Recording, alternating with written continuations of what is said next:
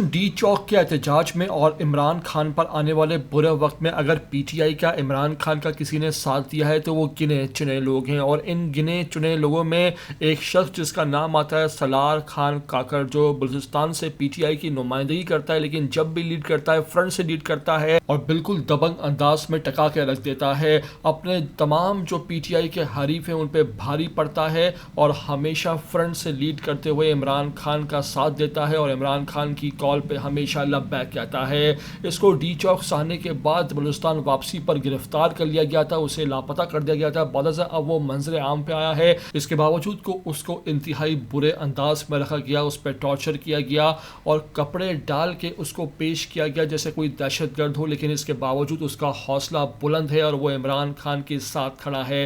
नाज़रीन, ये हैं इमरान खान के सच्चे वफादार सिपाही जो तमाम तरह जुल्म, बर्बरियत, यजीदियत होते हुए भी इमरान खान का साथ दे रहे हैं और पीछे हटने को तैयार नहीं हैं। हम और ETV 247 उर्दू की पूरी टीम इन बहादुरों को सलाम पेश करती है। नाज़रीन, अगर आप हमारी इस वीडियो पर पहली बार आए हैं तो लाजमी से इसको सब्सक्राइब करें, लाइक करें, शेयर करें और कमेंट करके हमें अपनी कीमती राय से लाजमी आगाह किया करें।